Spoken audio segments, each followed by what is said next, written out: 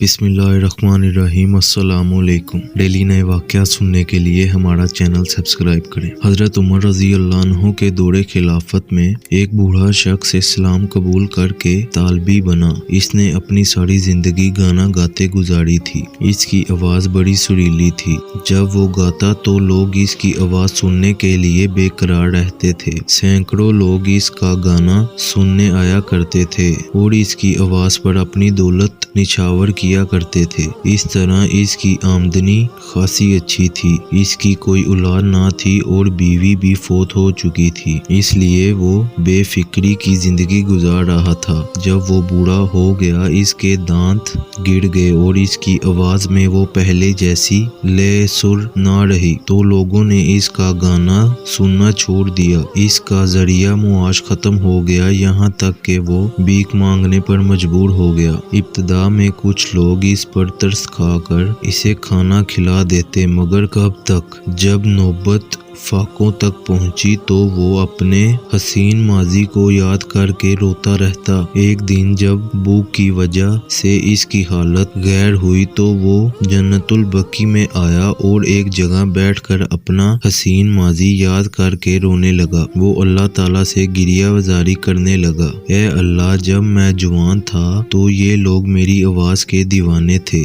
मैं अपनी सुरीली आवाज से इनके दिल लुभाता रहा, मगर अब जब मैं बूढ़ा हो चुका हूँ और मेरा कोई सहारा नहीं, तो इन्होंने मुझे धत्कार दिया। काश मैंने अपनी जवानी इन लोगों की खुशनवीदी की बजाय तेरी खुशनवीदी में गुजारी होती, तो यकीनन इस बुढ़ापे में तू मुझे तन्हा ना छोड़ता। ए अल्लाह, मैंने सारी जिंदगी तेरी नाफरमानी में गुजार दी। अब तेरी बारगाह में पेश करने के लिए मेरे पास कुछ भी ना बचा। ना मुंह में दांत हैं, ना आंखों में बीनाई, कान भी बहरे हो चुके हैं और अज़ा भी सलामत नहीं रहे। अब मैं शर्मिंदा होकर यहाँ अपनी कब्र के पास बैठा हुआ हूँ। ऐ मेरे अल्लाह, अपने इस गुनाहगार बंदे को माफ कर दे। वो शख्स रोते रोते सो गया। थोड़ी देर बाद जब इसकी आंख खुली तो इसे सामने दूर से एक आदमी अपनी तरफ आता दिखाई दिया। जब वो करीब आया तो इसने देखा कि वो अमीरुल मोमिनीन हजरत उमर रजी अल्लाह अन्हु थे।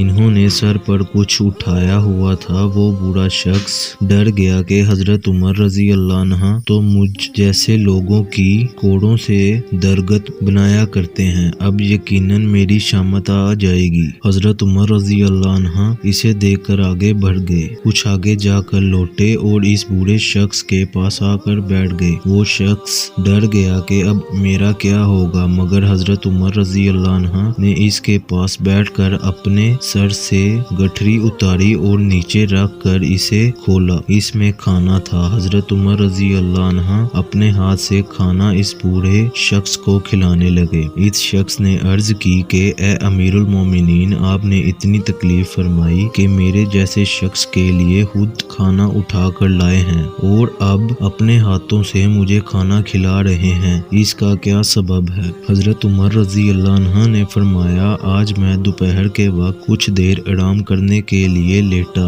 जब मेरी आंख लग गई तो ख्वाब में अल्लाह ताला की तरफ से मुझे पैगाम दिया गया कि ए उमर, उठकर फौरन कब्रिस्तान जाओ, वहाँ हमारा एक दोस्त परेशान बैठा हुआ है, इसे जाकर खाना खिलाओ। जब मेरी आंख खुली तो मैंने सोचा कि अल्लाह का दोस्त है, इसलिए किसी खादिम को भेजने की बजाय मुझे खुद जाना चाहिए। मैंने बीवी से कहकर खाना तैयार कराया और फिर खाना लेकर जब मैं घर से निकला तो मेरे दिल में ख्याल आया कि ये अल्लाह के दोस्त के लिए खाना है, इसीलिए इसे बड़े इज्जत और कराम के साथ ले जाना चाहिए। इसलिए मैंने हाथ में लटकाने की बजाय इसे सर पर रख लिया। ए अल्लाह के दोस्त, अब तुम तसल्ली के साथ खाना खा लो। जब बूढ़े आदमी ने सारी बात सुनी तो कहने लगा कि अभी थोड़ी देर पहले तो मैंने अपने परवरदिगार से तौबा की थी। मेरा रब इतना मेहरबान है कि इसने मुझे ना सिर्फ माफ कर दिया बल्कि अपने